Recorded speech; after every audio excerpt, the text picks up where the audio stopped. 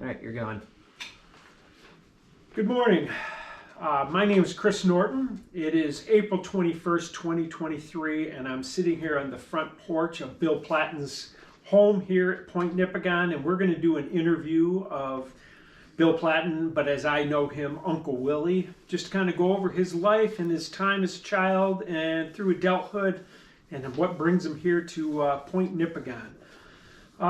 So let's just start with your childhood, your life events. Could you tell me, Bill, what year were you born? And tell us about you when you were born. What year were you born? Well, I don't remember the day. I was there, but I was too young. You were too young, right, okay. Right. But what was the date? September 30th, 1936. 1936, okay. So the day you were born, was there anything special? Did your parents ever tell you anything about the day you were born? Was it a normal pregnancy? Was it a normal delivery? Everything was normal about me. No tornadoes, no hurricanes that day? Nothing like that? Okay. I didn't get the New York Times. All right. And so where were you born? In Providence Hospital, Detroit. In Detroit, okay. And so you were given your first name and middle name. Was there a reason? What was the background behind giving you your name, Bill? My grandfather, he was William J. Laffrey, and they named me after him. Okay, and your middle name is? Joseph. Joseph. And any meaning behind Joseph? No, just after my grandfather. Okay, okay. And so you were born, so tell us about the house that you grew up in. Where was it, and what kind of a house was it? English style. It was 18295 Maryland Avenue, Detroit, which is in the university section of the city of Detroit. Okay. And was it a nice neighborhood? Beautiful neighborhood. Beautiful neighborhood? It was a mile square, the area of between Livernois and Hamilton Avenue and 6 and 7 Mile Road.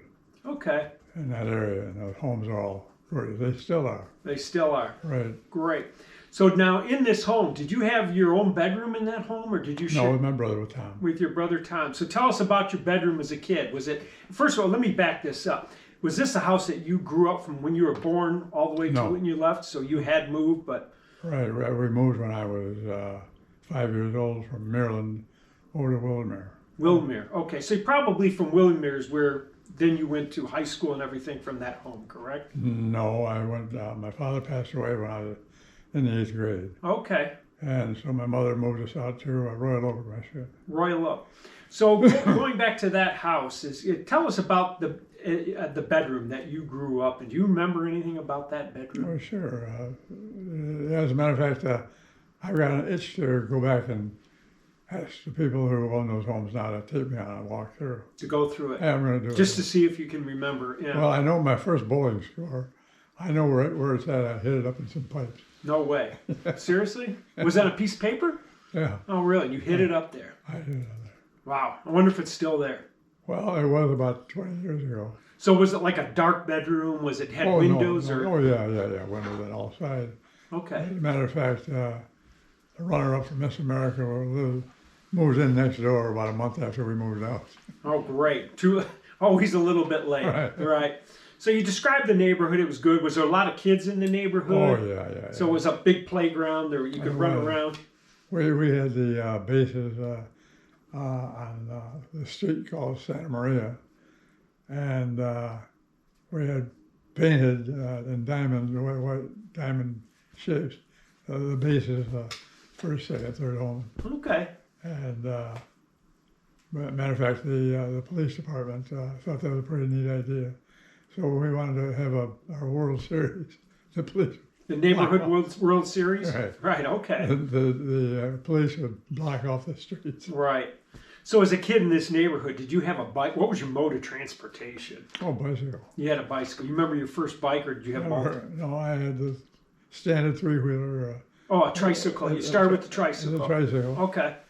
And I'm sure the color was red, like every there was. of course it was. Right. Yeah. Every kid's got to have a red motor or tricycle. And my racing bike I got. My parents went away on vacation to Washington, D.C., and left us with the maid, and I wanted to get that bicycle, the Hercules, this English racing bike. And I was, no, I was 11 years old. And I couldn't find any money around the house, so I sold my mother's grandfather's stock. Oh, great. To buy a bike. Right. Did they notice it was missing? Oh, yeah. Great.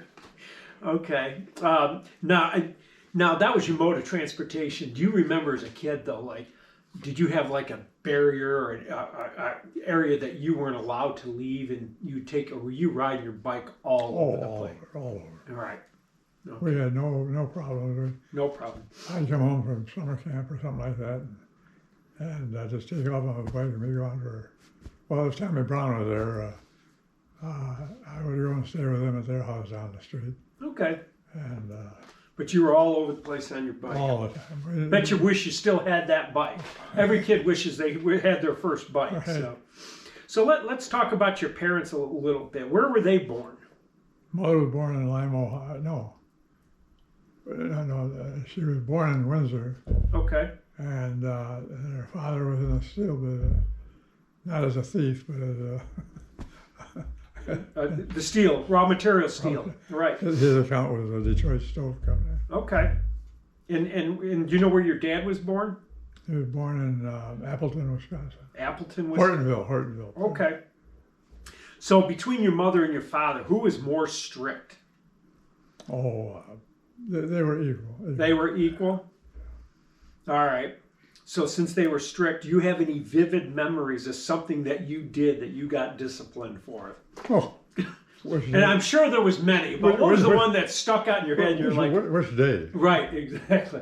But was there anything in particular that stuck out? Like, oh man, I really got a whooping for that one. Or Well, yeah. As a matter of fact, there was a young gal, I don't know how old she was. I was at that time, probably about 9 or 10. And we'd walk to Jesus School back and forth for lunch, and then after school we'd walk home. And this one gal, she lived on the corner of Maryland and Santa Maria, and we didn't know what being pregnant was, but we sure found out. we came by and threw I don't know what kind of an animal it was. It was a strange animal into her backyard. Oh no. So the families had a heart to heart with us, along with the police department. Oh boy. See, I'm sure you got in trouble for that. Oh yeah, well, we ended up having to sing with the Detroit Police Children's Choir. That was your punishment? For 2 months. Right, well, sure beats hard. Sure beats, that's actually probably worse than hard time. So, all right, so you only had just the one brother, right? No. I had 3 brothers. You had 2 brothers? 3. No sisters? No sisters. All right, tell us about your brothers in order. And where do you fall in the order? I'm number 3. Number 3. So who's number 1? Jack. Jack, and then? Peter. Peter. Me. Then you. Tom. Then Tom. So, and were all these 3 brothers, were they all also born in the Detroit area? Yeah, the same hospital. Same hospital. And so, which of the brothers, which one were you the closest with? Tommy. Tommy. Yeah. Yeah. And do you have any like special memories of with the something that stuck out with Tommy that really bonded that relationship? Well, we went to St. De La Salle up in Toronto Mm-hmm. in the summertime, and our 3rd year there, the 2 boys, so Tommy, Peter was there. So it was just Tommy and I were there. And Tommy was riding, their day for the ride on the horse. Some kid threw a rock at Tommy's horse. Oh no. And he was thrown off and held on into that position and being dragged about a mile. On the stirrups, with his stirrup. foot stuck in the stirrup. Jeez. And he survived that. He survived that. His chest was crushed. They took him while he was in the hospital for about 2 months. Which hospital? The Royal Hospital in Toronto. I don't know the name. Somewhere up in Toronto area, though. Yeah. Wow. But they had him suspended from the old Indian. Oh yeah. They had him to keep the chest away from the heart. Yep. So he was like that for 2 months. 2 months. Yeah, and so we lived at the Royal Hotel. So do you remember the day you got out of the hospital? Were Yeah. you there? Oh yeah, we were all there. Okay. Then you drove back or took the train back to Michigan, or how'd you get back from Toronto to Michigan? I don't remember that. You don't remember that? Yeah. Wow. Interesting. So let's talk about your grandparents. Mhm. Who are your grandparents? William J. Lafferty, and my mother was Mary Louise Lafferty. You remember her maiden name? Mary Louise, yeah, Lafferty. Yeah, that was her married name, though, right? No, her married name was Platt. Oh, right. What am I saying? Right. Oh, duh. Okay. So do you know where they were born? Yeah, mother was born in Lima, Ohio, in Windsor, and then moved to Lima, Ohio. Okay. And then my father was born in Hortonville. Hortonville. Where's Hortonville, Michigan? Hortonville, Wisconsin. Wisconsin. So you got roots in Wisconsin, Mhm. Ohio. Yeah. And so, So what was their heritage? Did they were born? But where do your roots go back in history? England, France, maybe China. I don't really know. I remember my mother talking about being there was Flemish in our Okay. family, and there was French influence, and I think German. Okay. And and when they passed away, do you remember how old you were? 12 12. for my father, and I was sophomore in college when my mother passed away. Okay. And all right. And did you spend a lot of time with your grandparents, or were they just in there for holidays, or? The grandfather and grandmother, no, they lived in the log cabin apartments, condos now on 6 Mile and log cabin. Okay. So you saw them quite a bit then, since they were local. So saw them. Didn't see my grandfather in Wisconsin. So. Right. Okay. So as a kid, here's the big question. We know how much you are a lover of dogs and cats. Did you have a pet when you were a child? Mm-hmm. You did. Timmy. Timmy? Timmy was a wire-haired terrier. Wire-haired terrier. So how old were you when you guys got Timmy? Little kids, or were you? Probably 5. 5? I was probably about 5. Any special memories about Timmy? Get sprayed by a skunk or anything crazy? Terribly horny dog. Horny dogs, screwing all the cats in the neighborhood. He had a girlfriend. Right. Down on Hamilton and 6 Mile Road. And we knew where he was. As soon as you let him out, he'd beeline down to 6 Mile. Just like we used to beeline it to 8 Mile, he's going to 6 Mile. that was a mile and a half away. Okay. And we just, if Timmy didn't come back after taking a wee outdoors, we'd just drive over and pick him up. Pick him up. All right. So as a kid, though, is you look at what you're eating today. What did you eat? What was like one of your favorite foods when you were a kid? And I'm assuming food was never a problem with your family. Like you always had 3 meals a day. And, oh yeah. Yeah. I was very fortunate. My mother won a 2,500 pound bull. Okay. I guess it was a bull. I don't know, a cow. Big old cow, right? Yep. Won it during the war. So we had all the produce, or the meats. Okay. And so you were born in '36, and then World War II broke out. Do you have any memories of that as a child? Mm-hmm. You do. Yeah, my father was never awarded, and we used to ride around in the car with the amber stick-on suction covers for your headlights. Oh, to keep the dim lights. The yellow, yeah. So they couldn't see you at night. Right, yeah. That was part of the protocol. Yeah, right. Yeah. What about rationing of anything or collecting steel? We were very lucky. We had the Pajinkis down the street. They had the cars, and we had the gas because of my father's business, which was trucking. Okay. So we never wanted for really anything. All right.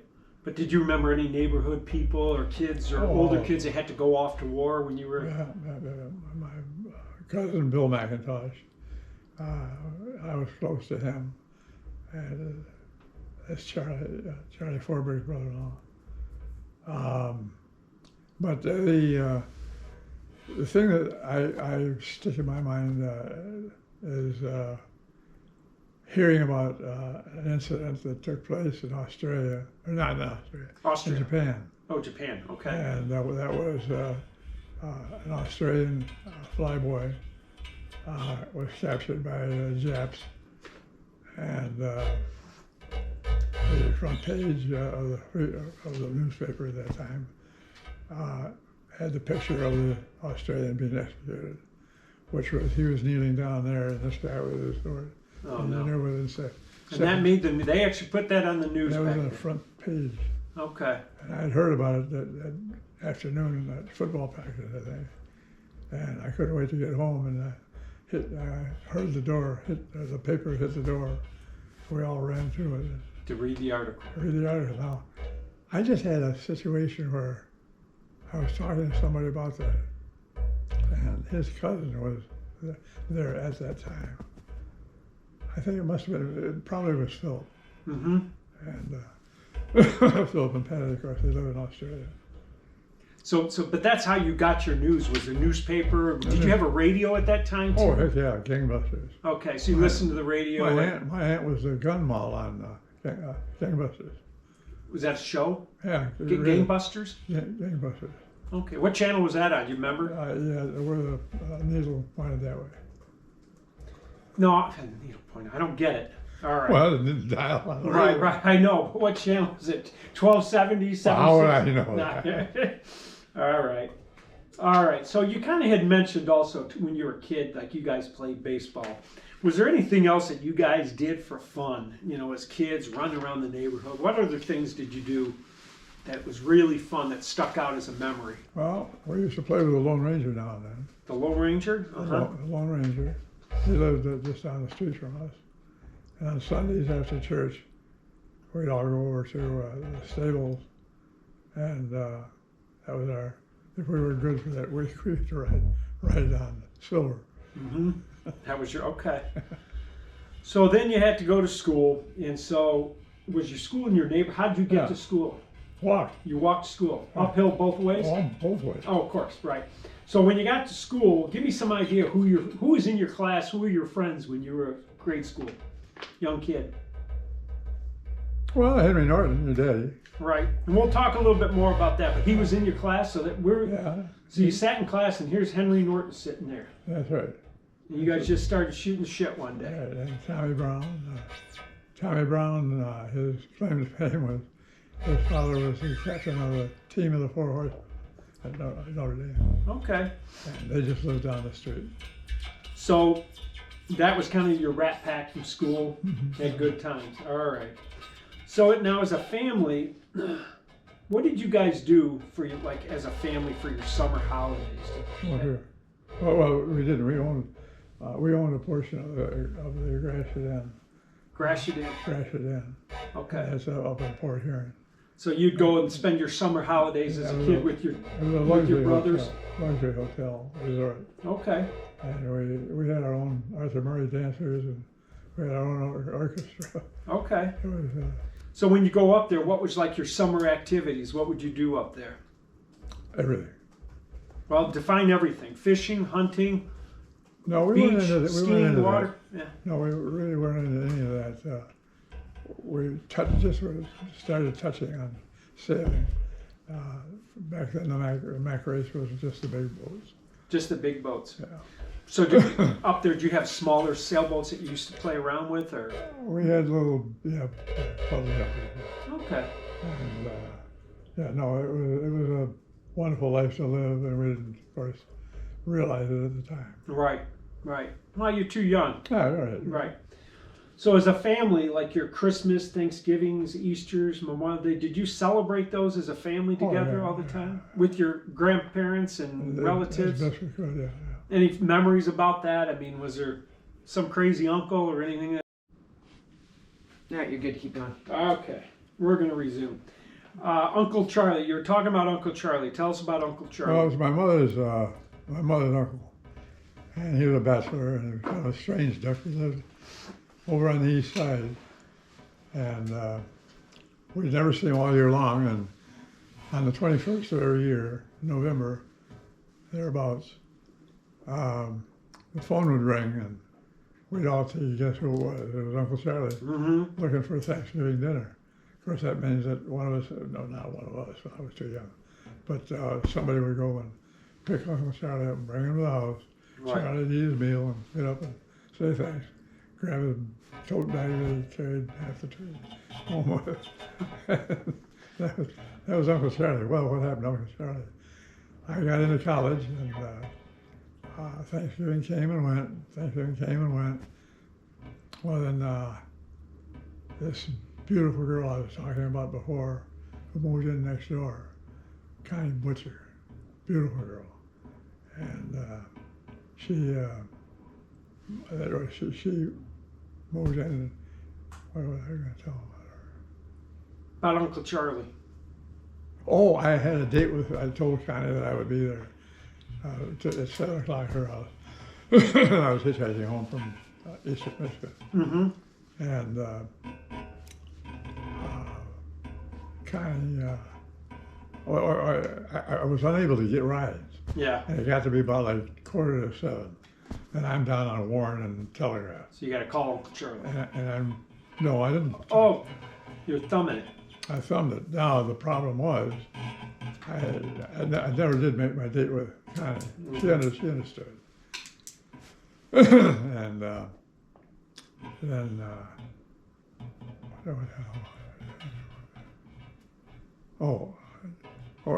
the 21st of this year. So the phone rang, and I picked it up, and I was late getting to Connie. Of course, I'm about an hour at this point. So I took and called her and told her I'd be there in about an hour. And so what the hell happened there? Uncle Charlie. Yeah, I'm trying to think what so Bill, you tell your mother, tell Mary Lou that He's giving you advice now. no, he is. Yeah. No, not Charlie. No, Charlie's giving me advice to tell my mother Right. that he called and to make sure he called back. Oh. She called him back. I forgot to tell her. Oh boy. Well, Charlie died the next year. Oh no. And there was, we know that he had over $100,000 in his house. And when they went in there, it wasn't there anymore. Gone. Poof. Isn't that amazing how it just disappears? Well, everybody knew who took it. Right. We can't name names. Yep. But, so that was one of the big things. Okay. So now you're getting into your teenage years. When did you learn how to drive? How old were you? Well, what was it back then? What was it? Still 16 years old before you could drive, or what was when? How old could you be to get a driver's license? We drove a few cars around. Yeah. There's people that park them by their house. But you don't remember how old you were when you got your actual driver's license? No. Do you know who taught you the first time how to drive a car? No. Okay. All right. So now this is something you should remember, though. The first car you ever bought. Yeah. What was it? Your daddy and I bought a Plymouth 4-door. You're my dad and you together. Yeah. Oh, so you pooled your money together. We were probably maybe, we were 16. Yeah, we were 16. And of course, we were so proud of our purchase. We took it and parked it in Grandpa Norton's driveway. We wanted to show him our new car. He came in, he was livid. There was oil all up and down the driveway. Oh, no. You know your grandfather. Oh, yeah. Yeah. Right. And so that was a problem. So how long did that car last? Did you drive it? Till the motor fell on the ground. You drove it. You guys really drove it. We filled it with oil and checked it in. Right. And that was it. How much we paid? We paid $4 for it. $4 for the car. Well, it cost $5 in oil. Yeah. No, that's serious. That's serious. $4. Okay. You had a lot of fun in the car. It must have been a stolen car or something. Okay. Couldn't get license plates. All right. So then you went on to a university college. Where'd you go to college? Well, it started out at Michigan Normal in Ypsilanti. Okay. And so I went all the way through school. I started, what's that noise? That's it. Take your phone. Put that in pause. Not mine. It's okay. All right. We'll keep going. Where were In college. Oh, I started out at Michigan Normal. That's what the name was, 2,500 students there. I didn't go to the University of Michigan because it was too packed. There were 17,000 students. Mm-hmm. Now there's, what, 200,000? Wow. Okay. So I went through Michigan Normal, then it became Eastern Michigan College, then became Eastern Michigan University. And I have a letter sorter and 2 certificates with. Okay. So you went to college there. Now, after college, at any point, did you ever serve in the military? No, I tried and I was 4F because of a hip. Because of a bad hip. Okay. So no Purple Hearts. No Purple Hearts. Okay. So, and I don't know when this was, but when was your first job, first real job as a kid? What was it? What'd you do?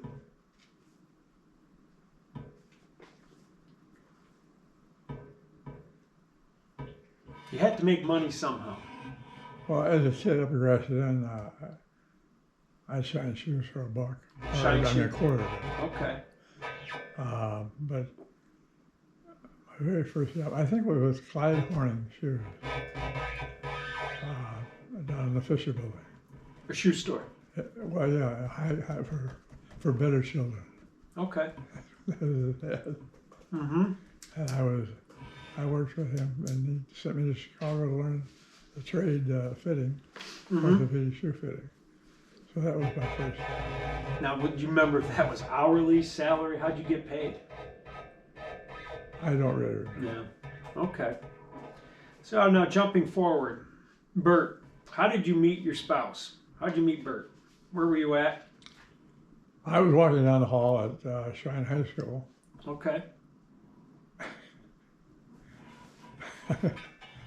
Anyhow, I saw her coming out of a classroom.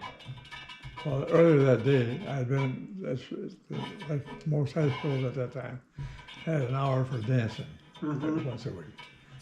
Well, this young pretty thing was, walked into the auditorium, and all the eyes kind of fell on her because she was very well put together. And So that was the first time you met her, was that day? I made a date. Okay. So I made a date with this gal, and so the next night, I go to pick her up, but this other girl answered the door, and I said, Pat? She said, no, Bert. And then Pat by that time came to the door. I'd made 2 dates, one for Friday night, one for Saturday night. Oh, perfect. Not knowing they were sisters. No. Oh, boy. So you dated her, and do you remember where you guys got engaged? Yeah. At Marshall. What's the name of that? Schuler's. Where? Schuler's. Schuler's, the restaurant Yeah, Marshall. in Marshall, Michigan. Yeah, right off 94. Going home from I think they're known for their beer cheese. beer cheese. Yeah, that's right. So beer cheese and an engagement. Okay, so that's where you guys got engaged. So when did you get married? 5/9/59. 1959. Nay. And where did you get married? Well then, Holy Name. And do you remember how old you were? yeah, 23. 23 years old. Okay. So now that you two are married, you're 23 years old. What was like the biggest purchase you made together? three of them. Oh, Number one, you guys got married. I mean, did you end up buying a house, a car? What, no, what did you have no. to buy? I had one more year to go in college. We lived in married housing Okay. at Eastern. So then you guys get, but I mean, We got three things at the curiosity shop in Ann Arbor. mhm. 2 pictures and a glass cookie jar. We still have. Those are your big purchases, first things together. Wow, you remember that. That's great. So, and do you remember, like, when you guys were young, like your family vacations? Do you remember what you did? I mean, as a family, when you guys first started having kids and going on vacation, where'd you guys go on vacation? Bert and I we didn't really go on vacation the first couple of years. Right. Except, we did. We went up to Lexington with her parents. They rented a cottage. Okay. And Dad Massey he wasn't that kind of, he wasn't a cottage guy. Yeah, right. And decided taking your grandpa, putting him in a log cabin. Yeah, right. It wouldn't work. Okay. That's what a salad would work. So, you know, you guys went on, you raised all your children. Can you kind of reflect, and this might be a hard question, but you know, what was the best part about raising your family? And then the second part's going to be, what's the hardest part? So what was the best part that you remember about raising your family?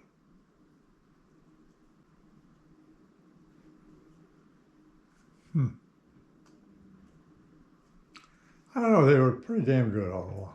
Well, you know, when I say best part, I mean, was it, at the time, it was probably controlled chaos, you know, constantly.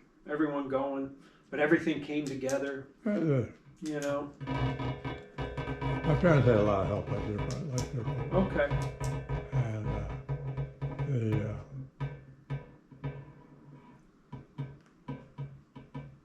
And these are, I know these are a little harder questions because there's not an easy answer to them. No, the worst one, I had it came to my mind, The hardest part about raising kids,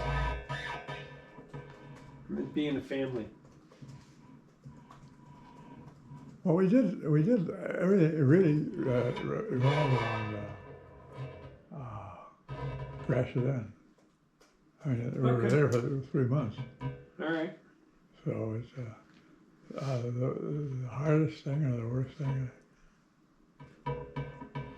I'm sure I had some, Okay. but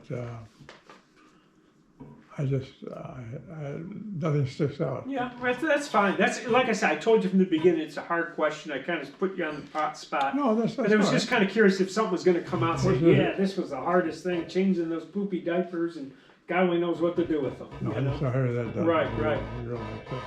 So let's kind of jump a little bit to identity. You know, do you know what the meaning of the Platten name is? Does it have? It was, it came down through the line. It was the Plattsburgh area of Germany. And apparently, I've been told it was royalty. It was von Platten at one time. Okay. And it was changed. I think my grandfather changed it. And Which was common back then. yeah, changed the name. Oh yeah. Yeah. So they got tomatoes and Yep.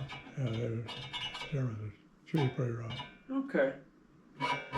So now this is something, again, it might be a hard question, but in history, in your life, is 3 people that you admired most? Maybe you don't have to have 3. Let's start with number 1. Was there somebody in history that you said, that guy had an influence, or I really like that guy's style, or was there somebody you admired? Yeah. There were about 3 or 4. All right, I asked the question of 3. Let's start with number 1. Number 1 was, I was working at Hudson's. He approached me and asked me if I wanted to be in the Thanksgiving Day parade, and I said, yes, I will. And so the day of the parade, I was one of the 3 wise men, mind you. And I wore the head, you know. So we were in the staging area, and I was standing there talking to a bunch of people. I got a knock on my shoulder, and I turned around and didn't know who it was. And he said, "You're Bill Platten?" I said, "Yes." He said, "I'm Mr. Alvey, and I'm the principal of Mumford High School. I've heard about you, and I want you to come back to school. I said, "Great, I want to meet you and we'll talk." So I met with him, and he said, "You know, you're a C average. You can do better than that. I know all about it.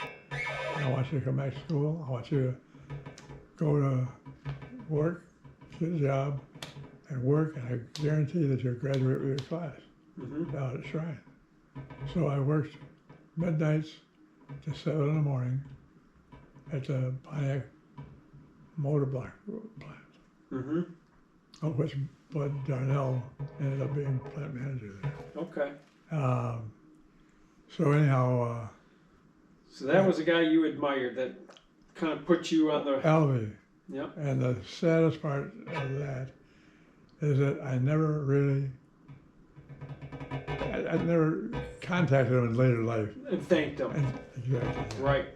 And kids should be taught that. Well, that's probably something, maybe for a question later, something that you regretted. You probably regretted never doing that. Well, yeah, and I never thought about it until I started helping people. Right, reflecting back. Yeah. All right, so that was number one. Give me a number two. Somebody. Number two, I hated this guy. He was just a jerk. Well, that's the question is who you admired. That was one. Now this is the next one.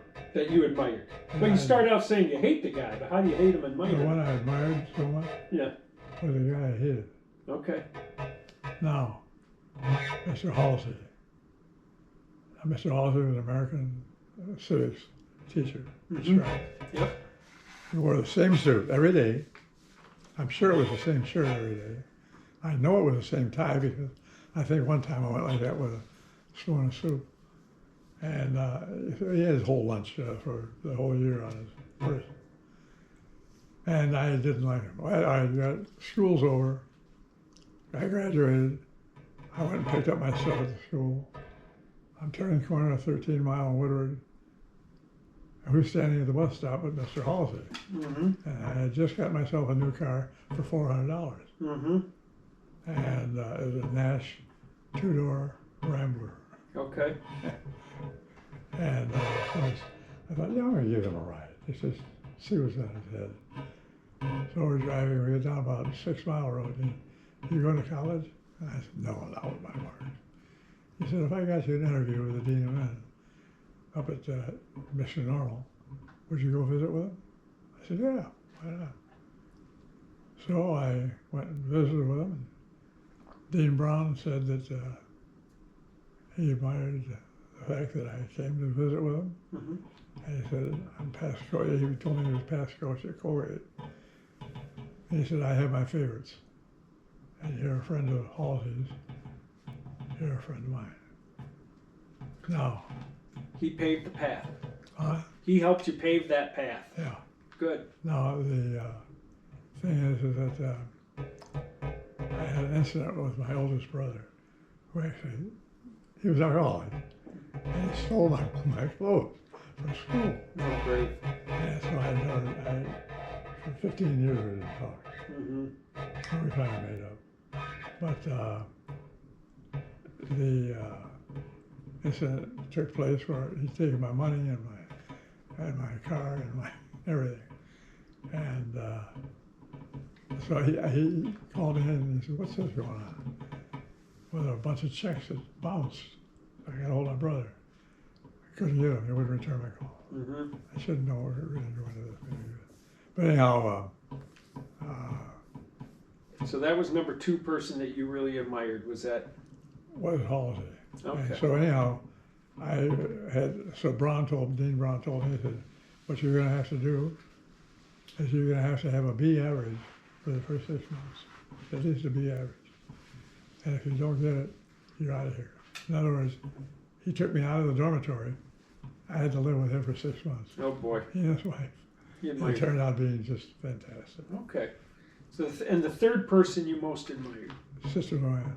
Sister who? Luann. Luann. Now, was she one of the gambling sisters that would come up here and roll dice? Yes. Yes. Yeah, Okay. Now I understand why you absolutely. admire her. Absolutely. We called her the Holy Roller, right?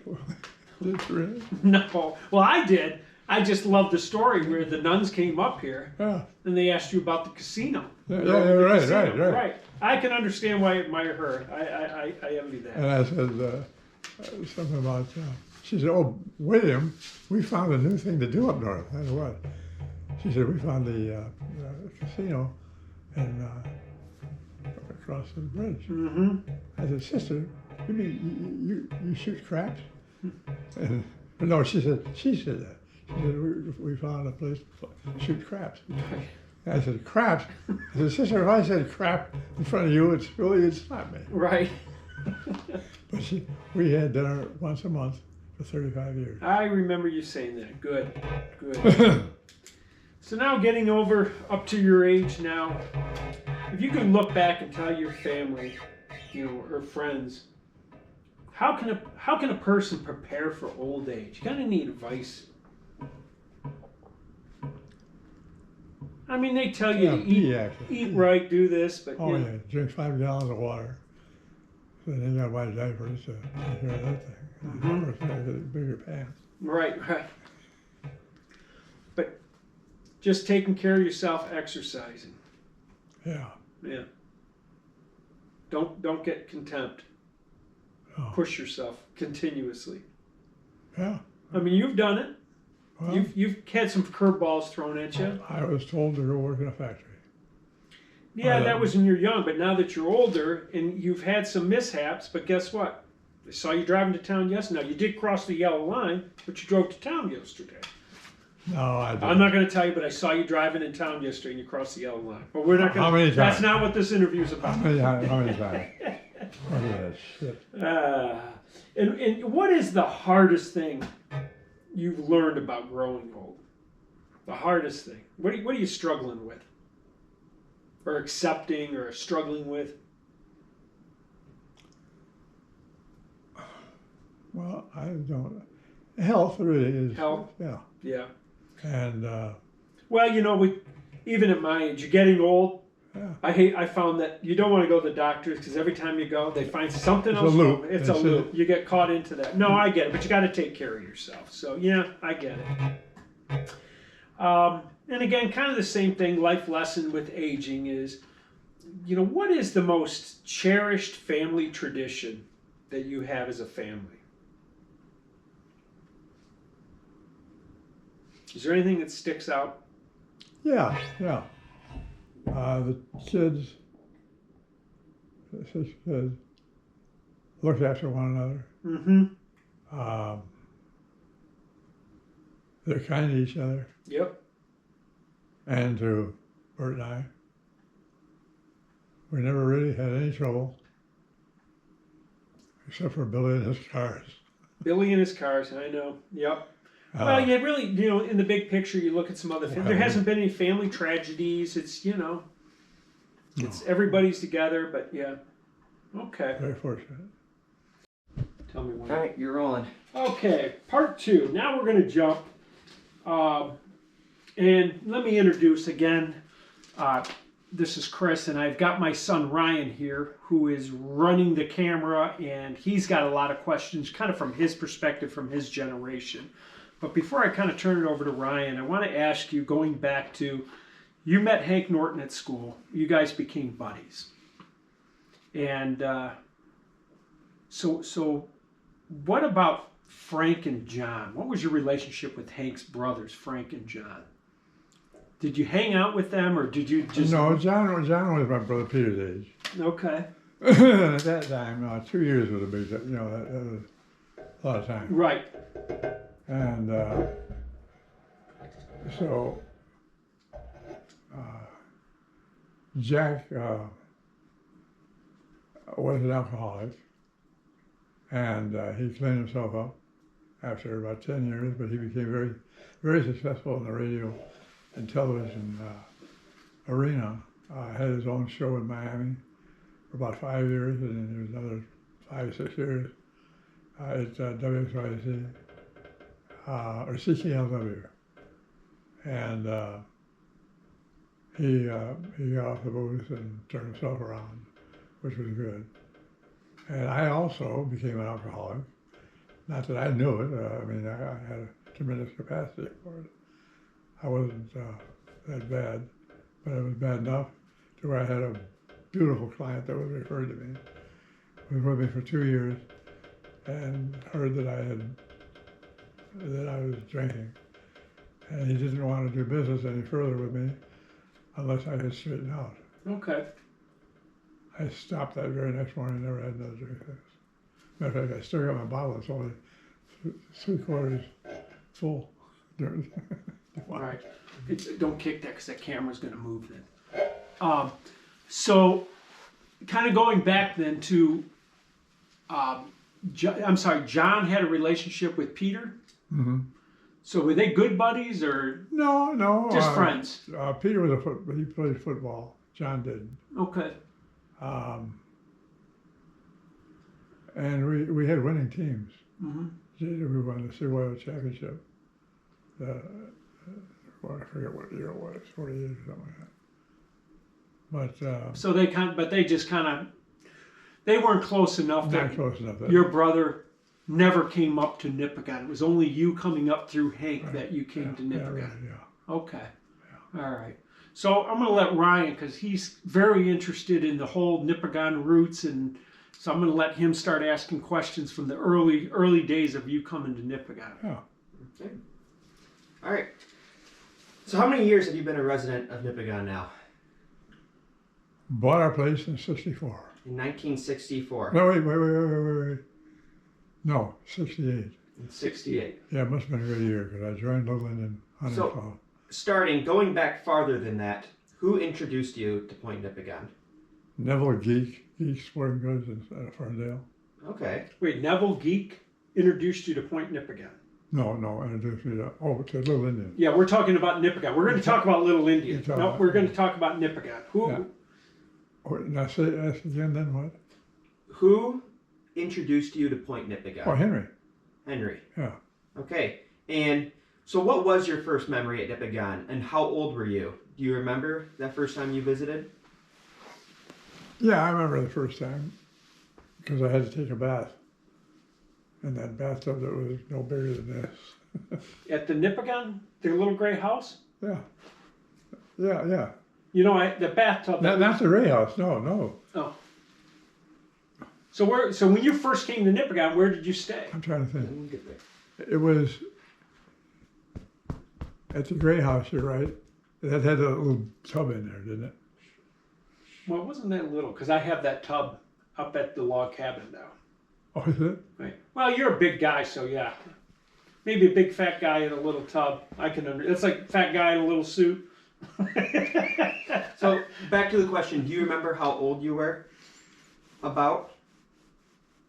I'm gonna say junior in high school. So maybe 16? Probably, yeah. About 16 years old? Okay. So back to the Gray House. What can you tell me about where you stayed when you first visited? And did you have your own bedroom? Did you share a room with other people? What was the kitchen with like? Henry. I shared a room with Henry. And your grandmother couldn't, she lost her sense of smell and taste. I don't know when, but she did. So we found that we could smoke cigarettes in bed after they thought we went to bed. Sure. So we smoked cigarettes. And then when your grandmother would come check us out, So how many people were staying in that house? oh, I don't remember at that time. You don't remember? I remember Charlie Ford was there, Phil Bingman, and I think Robert. Okay. As I recall. Now, when you first started visiting, was this usually during the summertime? Yeah. Okay. And what can you tell me about some of the activities you guys used to do during the summer? Do you have any memories that stick out, during your childhood up here or when you were in high school and college? Up here or anywhere? At Point Nipigon. So what's your question then? Do you have any specific memories from your childhood at Point Nipigon Yeah. When I was at Camp Santa Maria, I was probably 7 or 8 years old, and we went on a camping trip, or not camping trip, a day trip to the island. And I remember the highway stopping at the water's edge. I remember seeing that for the first time. That intrigued me. We did a lot of camp stuff, which I visited last summer.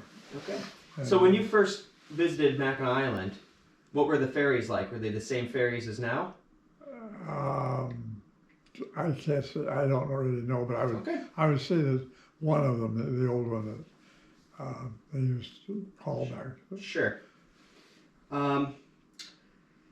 Okay, so do you remember how many cottages there were when you first arrived? No, you didn't think about that back then. You thought about drinking and you thought about smoking.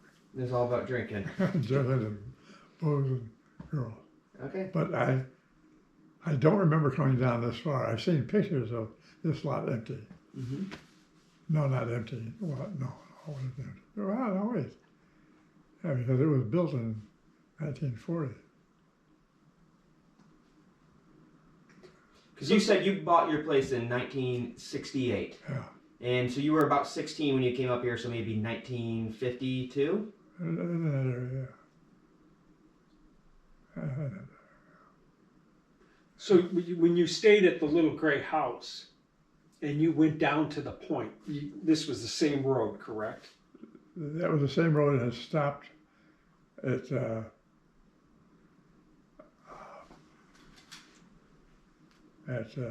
Elizabeth's house. Elizabeth's house, okay. Yeah. So how did you get from the point from Elizabeth's house? Or was the point not there that back then? The point really was we didn't go there. We swam down At the end? Yeah. Okay, okay. Yeah, I don't know when the point was actually constructed. I was just wondering if you remember when you were a kid coming here. No. There were places, but I didn't pay any attention to it. You didn't pay attention to it, okay. But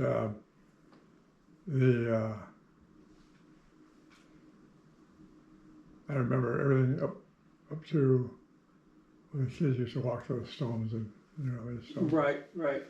But we go to dinner and have food, eat meals there. Okay.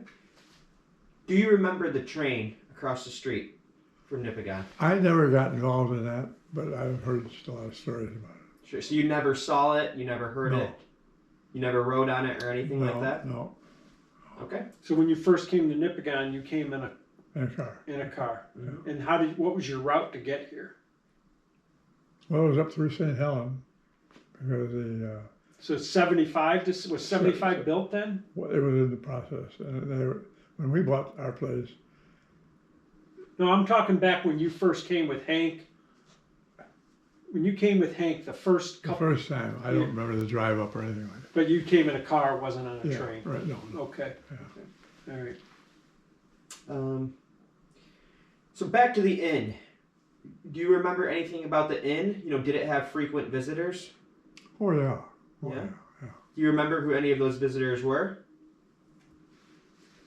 One guy's name was Hutchinson, I believe, and he donated all the lights in the inn, and I think the street lights too, if I'm not mistaken. Okay. He was an insurance man with Mass Mutual, and he and G would go on Fridays, drive back and forth, pick up all the garbage, and we used to burn our own papers out the back. Okay. So a lot of the visitors, were they annual visitors? They'd come every summer? Yeah, you had to visit here and stay here 3 years in a row. Okay. I don't know if it was in a row. I think it was in a row. In order to become a member. Okay. They had to qualify that. Great. So when you were younger, did you ever have any kind of employment in northern Michigan or the Nipigon Oh, area? yeah. Yeah? What can you tell me about that? Well, I knew nothing about canoeing. And I was sitting at home in Royal Oak, reading the Royal Oak Daily Tribune, and they were looking for help at a summer camp. And so I answered the ad, and it was on Torch Lake. And so about 5 days before going up to camp, I went to the Birmingham Library and I checked out a book and about how to canoe. I'd never been on it. I said, to a canoe. So you read a book and then you got a summer job work. Yeah, but I didn't know how to Right. put the task into force and have it work. Right. When I knew nothing about canoeing. I didn't know when it sharp ends from blood. Now, did you read that same book just before you Went to camp. camp? But did you read the same book when you bought Aged in Wood? Your Yeah. speedboat. Yeah, I know. I heard you weren't a very good captain with the speedboat. Oh, what is it? That was great. All right, we're getting off track here. All right. I think you're still wanted by the Coast Guard. But now, Right. what were we? Well, go ahead, Ryan. So you were employment. You worked for the canoe company. Oh, no. So I came up to Camp Fairwood it's on Torch Lake, Sure. and I got the job. Okay. And a Prussian general, Herr Olsmann, and he wore the job jerseys and had the one glass, and he was a very wealthy man, and he made that camp run. It was very expensive, and I caused him all kinds of grief. But anyhow, the first day of canoeing, I had about 15 guys come down to Canoe Point.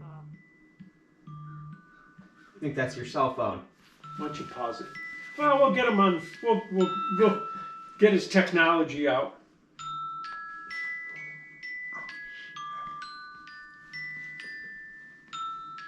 We might have to edit this part. Who is it? Karen Norton. Is it? Katie, I'm in the middle of something. I'll call you right back. All right. That Okay. was your daughter, Katie, calling to check on you. The great daughter she is. Right. So, where were we? The canoe company. Yeah. That was your first job in First Northern job. Michigan. So 15 guys came down to my Canoe Point. Now, I don't know what the hell I'm doing. Of course, I had written all the J-stroke, bow, thrust. I wrote on my cheat sheet. Yeah. So I walked out into the water up to my knees. They stood on the beach. I said, who's canoed before? And Chip Ock, he was about 6'3". I think he probably was about 48 years old, not really. He was probably 16, but he was an athletic kid. I canoed. So I said, all right, Doc, come on out here. So he walked out. Yeah, what do you want? I looked for the kids, show them how you do the J-stroke. Show them how you do the bow thrust.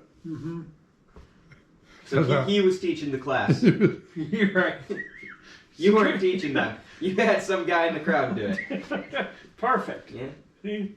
Genius. So how long did you do this job? 3 years. 3 years at the canoe company. Yep. My last year, I had I took him on a Chain of Lakes trip we were gone 4 days.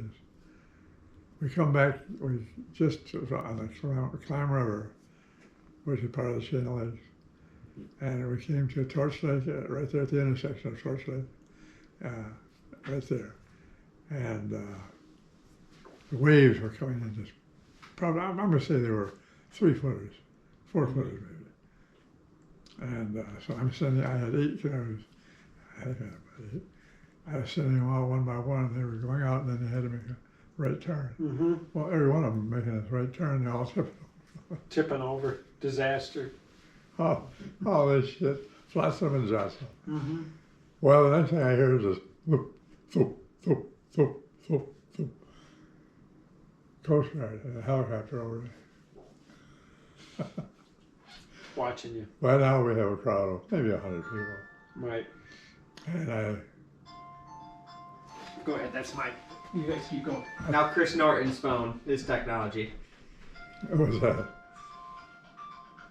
So, okay. So enough about your employment. Let's go back to your experience with the Little Indian Club. yeah. You know, do you remember when you were first introduced? Oh yeah. Yeah? We, Who introduced you? well, we've been hunting. We've been hunting this one year in '67, and at Lormer's. '68 comes around, and hunting season in November. Well, the prior, I think it was August there was. I got a phone call that there was an opening. There were only 18 members, and there was an opening. I'd been buying guns from Bill, and he put my name in as a nominee. So I drove up there. They had a meeting up there at the club, and they invited me to come up. So I went up and I was interviewed, and then I had another interview a couple of months later, and then another interview just before they invited me to come in. So I joined it. That's how I got it. So how many years were you a member of Little Indian? Well, we closed it. What we did is really was dumb. I got, of course, I got Lormer.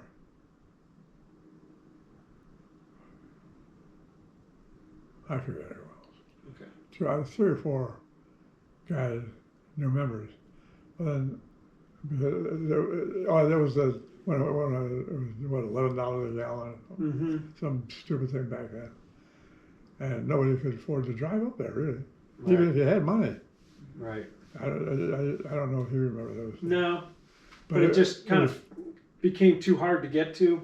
Oh yeah, very much. Families and yeah. Well, And but you had good memories of Little Indian. oh, that was just that one year. Yeah. And then but what happened was the new members that came in '68, there were, I think, three of them, and they weren't our kind of people. Yeah. Well, that's when Reagan upped the price on gas and everything else, and well, it wasn't his fault, but anyhow, it was that year, and the club invited these 3 people with their friends. Mm-hmm. Well, we got 3 dummies in there, and then they heard that that the majority, if they got a majority, they could sell the club. They'd make money.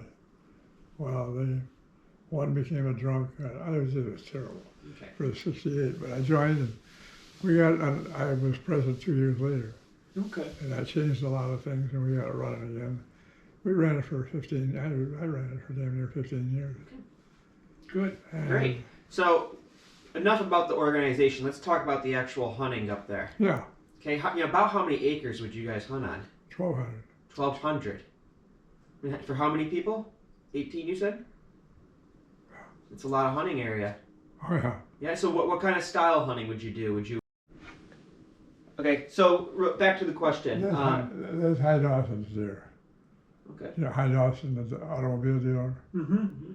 Well, we put a push through the forest, and High Dawson and his old buddies who were members, they got to shoot. We were the newbies, so we didn't shoot. So my brother Tommy and I, I stood by while High Dawson taught Tommy, my brother, how to gut a deer. Mm-hmm. Of course, what you do is you hang it up and you split it, then you put your hand up in the guts, and you pull them down. Of course, you can come on. Played a joke on him. You got covered on it. Right. Then Okay. He and I dragged that out. That deer. It was a gentleman's club, and Sure. matter of fact, just for 5 years prior to when I joined, the only way you could hunt was with a sport coat, Mhm. tie. Yeah. Gentleman's club. Yeah. So, is there any specific hunting story that was, significant or special to you that Yeah. you want to pass down and that you want to remember? Well, that is, don't shoot fish. Don't shoot fish? No. Yeah? So we had the Little Indian River running through our property. We had 2 lakes, Little Linden and I forget that. And I'm walking out to my blinds, which are beautiful blinds. As a matter of fact, I baked apple pie on mine, so. But opening day, and I'm sitting there about 10 o'clock in the morning, and damn, nothing's happening. All of a sudden, I see Buck, and he was about to come into that door. And holy shit. Well, by the time I got my tool, opened the door, ran out, well, he was long gone. And I'm saying 15 seconds. Bang, bang! Earl Irish, Yeah. the same deer. He was behind my blind and took off that way. Earl was right there. You got him. Yeah. But going out to my blind that morning, I was crossing the bridge over the river, which is a walking bridge. Mm-hmm. And sure enough, there's this brown trout. I hung up on the tree.